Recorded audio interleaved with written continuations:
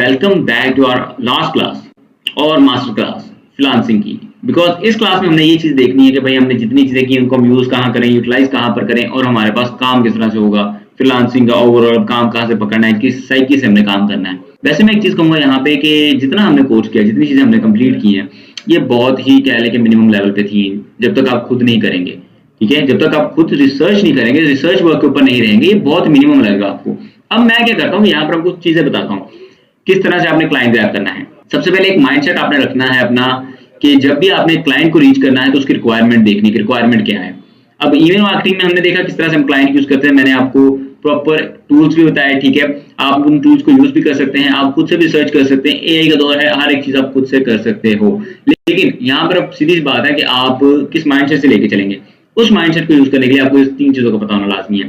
पहला, आपने क्लाइंट के पास जब भी आपका कोई क्लाइंट आ रहा है, नया क्लाइंट आ रहा है, आपने इस चीज को देखना है कि भाई उस क्लाइंट की रिक्वायरमेंट क्या है।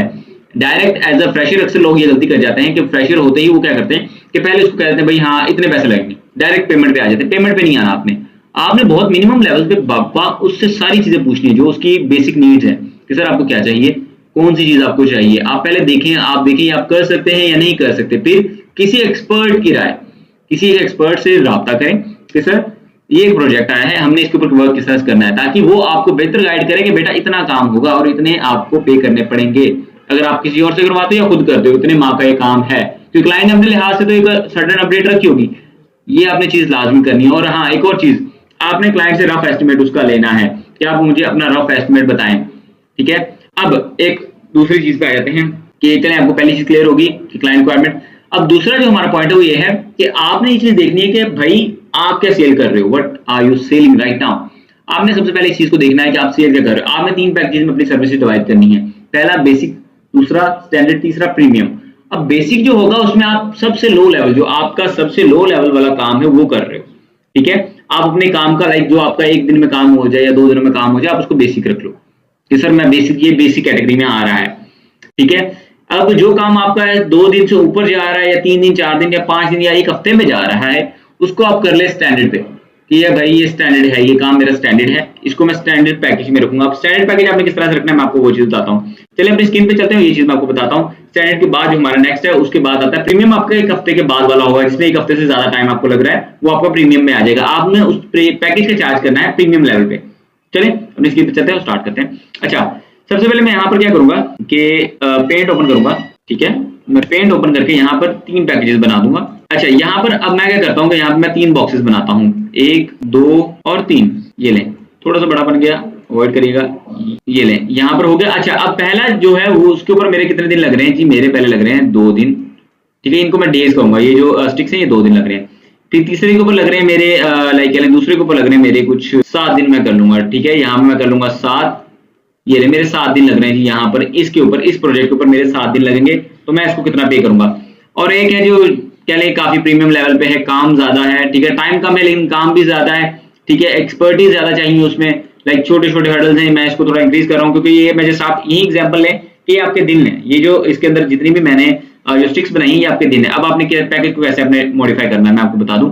आपने कोशिश करनी है कि अपने पैकेजेस जो अपने रखने हैं, आपने एक पैकेज को रखना है इस सेंस में कि एक आपके पास जो पैकेज आ रहा है, मैं जस्ट इसको थोड़ा सा बड़ा कर लूं आपके लिए। एक जो पैकेज आपका बनेगा, आपने उस पैकेज को रखना है यहाँ पे अराउंड, जो बेसिक आपका पैकेज हो वो स्टार्ट हो आपका 5000 से, बिकॉज आपके स्किल्स अभी इतने से हैं कि आपको लाइक एक फ्रेशर के तौर पे, जैसे जैसे आपका स्केल इंक्रीज हो, ये मैं 1 साल वाले बंदे का बता रहा हूँ जिसका 1 साल एक्सपीरियंस है, आपका 5000 से 15000 तक का पैकेज होना चाहिए बेसिक, ठीक है। ये 15 PKR में होना चाहिए, बाय द वे ये PKR में हो, ठीक है। ये मैं PKR में बता रहा हूँ, नॉट इन डॉलर्स, मैं आपको PKR में बताऊंगा, बिकॉज डॉलर में हो तो फिर आप उसको डॉलर में कन्वर्ट कर लें, या आप डॉलर में करना है तो आप इसको कर लें कुछ $20, ठीक है।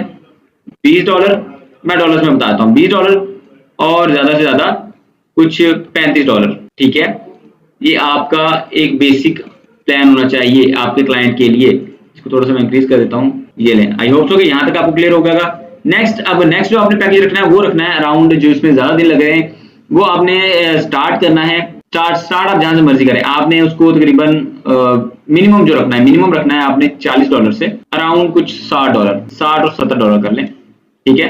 आपने $70 पे इसको रखना है, जो आपके दिन ज्यादा ले रहे हैं। लेकिन आपकी एक्सपर्टीज के लिहाज से मैं आपको कहूंगा आप इसको $100 भी कर सकते हैं, आप इसको $100 भी कर सकते हैं। 1 ईयर एक्सपीरियंस है अगर आपको, तो इसको $100 भी आप कंसिडर कर सकते हैं।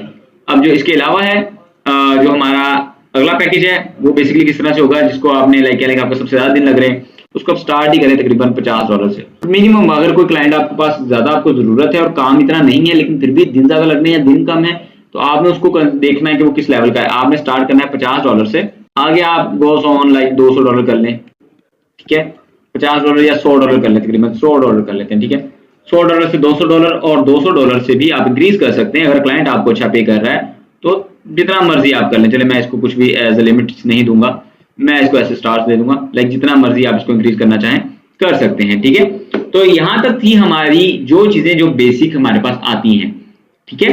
आई होप सो कि ये चीजें आपको समझ आ गई होंगी कि आपने पैकेजेस किस तरह से देने हैं। अब तीसरी बात, सबसे बड़ी बात, कि आपने क्या करना है, आपने अपने टाइम से पहले चलना है।